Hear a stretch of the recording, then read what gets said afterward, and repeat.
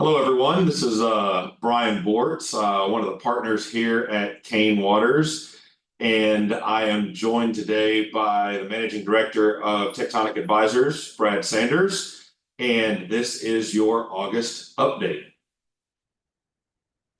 As you can see, for the month of August, equities did really well. The S&P 500 was up 2.4%. The global stocks were up 2.3%. And both of those indices, from an equity perspective, outperformed bonds. Domestic bonds were up 1.4%, and global bonds were up 2.4%. So all in all, August was a really, really good month.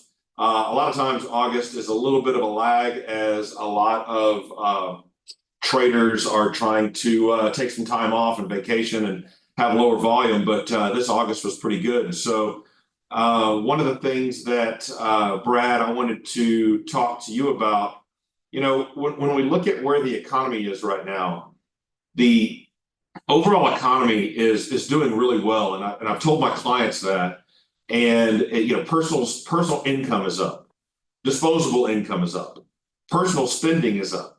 And so it looks like the consumer has kind of retaken their front seat in the GDP car. And the consumer is now really kind of growing and driving GDP, which is now at a steady growth rate back where it should be. That, coupled with the fact that inflation has come down to 2.89%, is really kind of gotten us to a point where we believe that the Fed is going to cut interest rates this month of September. So the main question, Brad, that I wanted to kick over to you just to talk to folks about is if we believe that the Fed is going to cut interest rates, which I think we do, and if so, how much? And what would the difference or the ramifications be between cutting a quarter point or a half point? I think, thanks, by the way, narratively, it would be important. The market is priced 3 to 4 cuts by year end already. So I think from a market action standpoint, you wouldn't probably see over the rest of the year, call it, like that much difference. Other than if they did 50, there may be a little bit of an upside surprise, and you would probably see the market violently react to the upside for a few days, because then it would start pricing in more rate cuts into next year. But I think I actually, in my opinion, which may not be shared by everybody, if they do 50, that's not a good thing. 50 would be a sign that there is something out there that's bad. The Fed is not going to want to recreate the 70s. In the 70s, you had inflation double digits. They aggressively tightened policy. Inflation's, dove very quickly from, call it 12% to 5% in about late 1975, early 1976. And the economy really started to wobble. And the Fed just said, you know what, look at this inflation chart. We're going to go ahead and cut because we've got this inflation thing licked. It's just going to keep going down. And they cut too early. And that's the secondary wave of inflation that we got. That's the one everybody remembers. And that's the one where Volcker had to come in and jack rates into the teens. And it was horrible. So they are not going to want to do that. They're going to want a baby step. So our base case scenario is we are going to get a quarter point here in 2 or 3 weeks, whenever, I think it's the 16th or 17th. A 50 basis point to me would be overly aggressive, and it would mean that there's something in the tea leaves they don't like. And so I think you would get a very short positive reaction from the market, followed by a lot of volatility and maybe something coming down the road that we're not going to want to see. I think if the Fed's just doing quarter point cuts, September, November, December, that's base case scenario. That's best case scenario, in my opinion.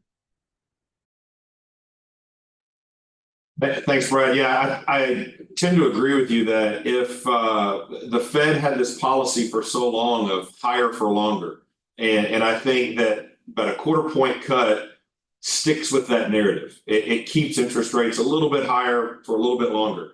And maybe probably a 50 basis point cut could be warranted.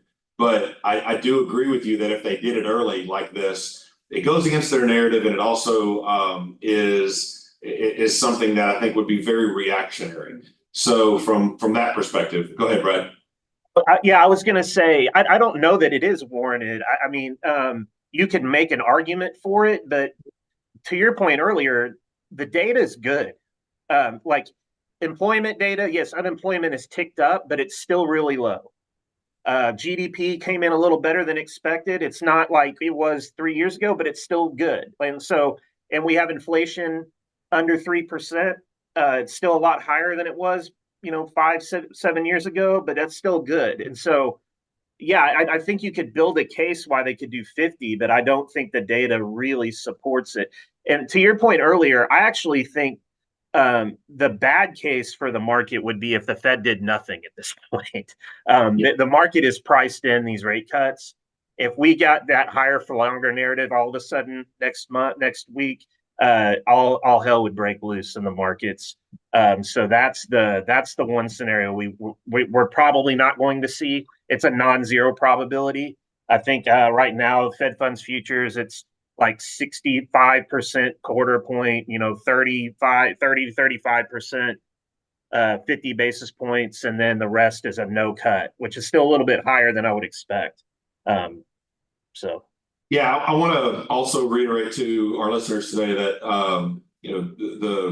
the market is doing really well. If you measure it by the S&P, by domestic equities, it's up over 19%. If you look at diversified portfolios that have stocks and bonds and a good diversified asset mix, your portfolio is probably up close to 9. And you're looking at a double digit, for the most part, probably a double digit return by the end of this year, barring any crazy thing that happens in November. I hear something's going on in November, but barring any crazy things happening there, I think everybody's financial plans looking pretty good this year. So, I just wanted to say that things are on track. It looks like we still are going to be faced with some volatility towards the end of this year as the Fed decides what they're doing and as voters decide what they're doing. So everyone should continue to tune in, and hopefully we'll be joined with my partner Hunter Satterfield next month, and look forward to seeing you guys then.